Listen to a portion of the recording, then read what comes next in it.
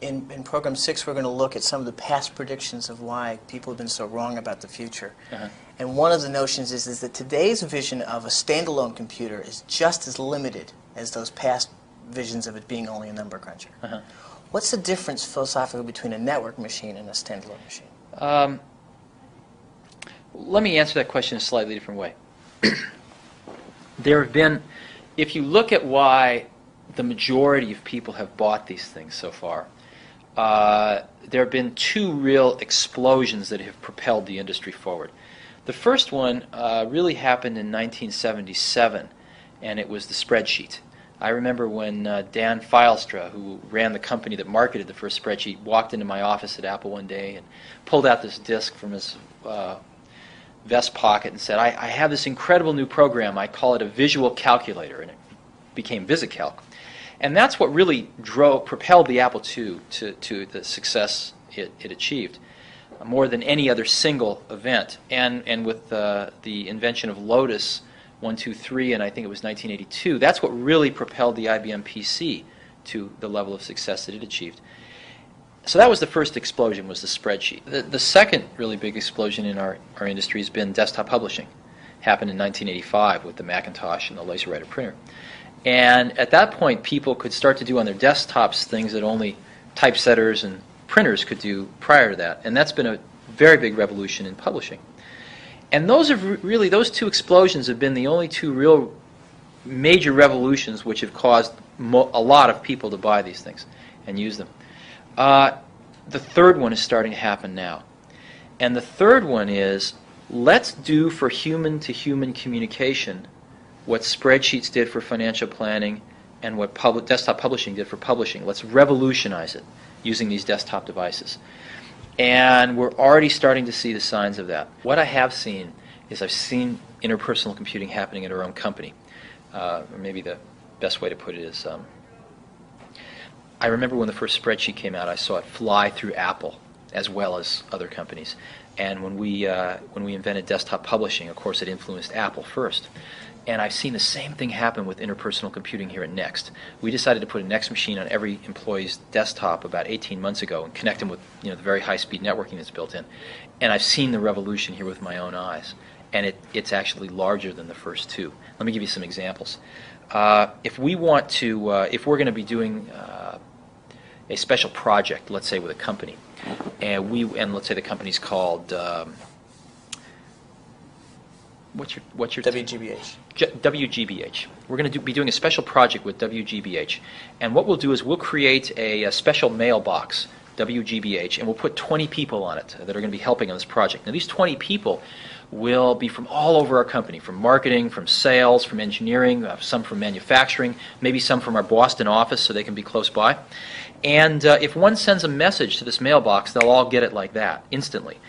And if one sends a reply, they'll copy the whole mailbox on it so the rest of the team members get to read the intellectual content going back and forth. And everyone in this mailbox will probably get around 30 mail messages a day. And they'll spend about 20 minutes, 30 minutes reading these and answering these per day. And it'll be like a beehive. Now, this project's very important for our company, and I want to make sure it's getting off right. So I'll put my own name on this mailbox, and I'll see these 30 mail messages fly by, all of the disagreements and the arguments and the thoughts and the decisions. And I can just let it fly by and read it. I can do some background coaching with a few people if I think they're a little off track. I can get right on the network and kibitz if I'd like. And after a month or so, when I know that it's going well, I can take my name off. And so not only is this a way to organize, violating all management and geographic boundaries, it's also a way to manage, where one can see, again, the thoughts and disagreements and decisions of a company fly by a manager in a way that they never could before. And we have seen it reduce the number of meetings we have at least by 50%. We've seen it get far more managers and individual contributors involved in decisions than they ever were before, and we think the quality of the decisions is a lot higher. And we've seen a window for management to look into the process of this organism we call our company in a way that has never before been possible. As business conditions change faster and faster with each year, we cannot change our management hierarchical organization very fast relative to the changing business conditions. We can't have somebody working for a new boss every week. We also can't change our geographic organization very fast. Matter of fact, even slower than the management one. We can't be moving people around the country every week.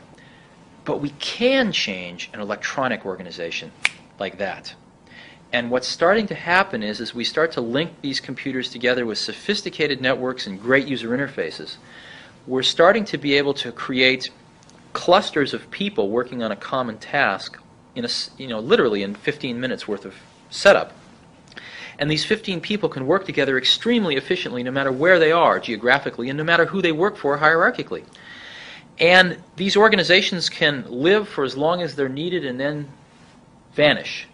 And we're finding we can reorganize our companies electronically very rapidly, and that's the only type of organization that can begin to keep pace with the changing business conditions. And I believe that this collaborative model has existed in higher education for a long time, but we're starting to see it applied into the commercial world as well. And this is going to be the third major revolution that these desktop computers provide, is revolutionizing human-to-human communication and group work. We call it interpersonal computing. In the 1980s, we did personal computing. And now we're going to extend that as we network these things to interpersonal computing. I actually think what an interesting paradox is, it is the network which is ultimately going to define and create the home computer market. Being a part of that network and not being able to stay away from it while you're at home will drive people to get computers in every house, just like we have a telephone in every house. But computers then won't be just computers. They'll be radios and stereos and TVs. No, I think they'll be just computers. Just like your phone isn't your television set. Just like your toaster isn't your radio. I think they'll be computers, and they'll have many of the capabilities of these other devices. Multimedia, the ability to integrate sound and video in with the computer, is absolutely coming. But a lot of people have mistaken it as the end rather than the means.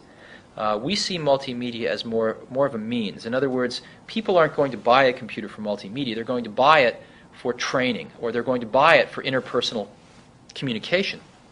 And in that communication, in addition to text, they're going to want voice.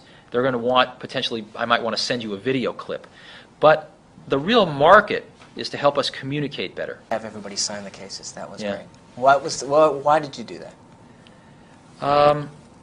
Because the people that worked on it consider themselves, and I certainly consider them, artists. These are the people that under different circumstances would be painters and poets, but because of the time that we live in, this new medium has appeared in which to express oneself to one's fellow species, and that's a medium of computing. And so a lot of people that would have been artists and scientists have gone into this field to express their feeling.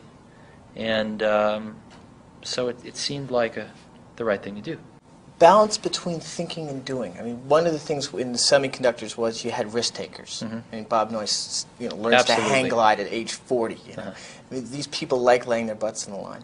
How important was that in the early days? I mean, we're going back to 75. Well, again, after seeing, my entire life's been spent only in one industry, which is this one. And but I've been in it now for about 15 years, and I've seen a lot of people make a lot of things. I've seen a lot of people fail a lot of things.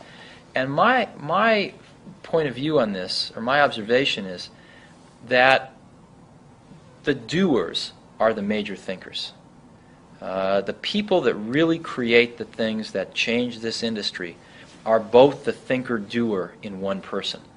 And if we really go back and we examine, did Leonardo have a guy off to the side that was thinking 5 years out in the future what he would paint or the technology he would use to paint it? Of course not. Leonardo was the artist, but he also mixed all his own paints. He also was a fairly good chemist, knew about pigments, knew about human anatomy, and combining all of those skills together, the art and the science, the thinking and the doing, was what resulted in the exceptional result. And there is no difference in our industry. The people that have really made the contributions have been the thinkers and the doers. And when you a lot of people, of course, it's very easy to take credit for the thinking. The doing is more concrete, but it's very easy for somebody to say, oh, I thought of this 3 years ago. But usually when you dig a little deeper, you find that the people that really did it were also the people that really worked through the hard intellectual problems as well. What's it going to take to make computers accessible to the rest of the public? I mean, I don't know what the statistics are, but 20 million people on computers? Or what's it going to take to get it to 100 million?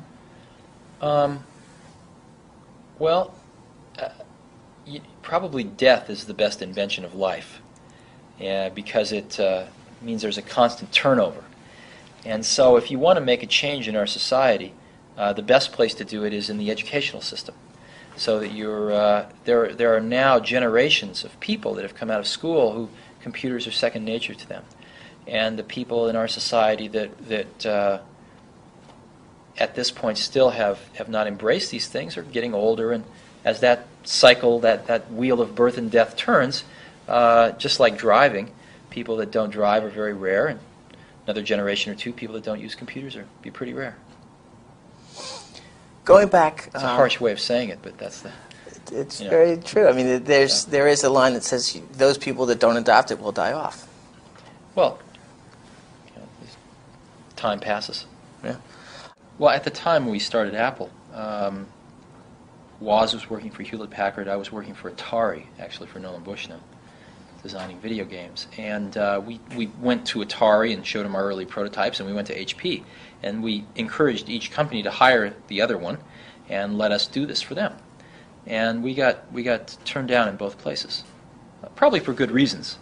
But we started a company because it was the only alternative left, not because we wanted to. When we started Apple, we were out to build computers for our friends. That was all. No idea of a company.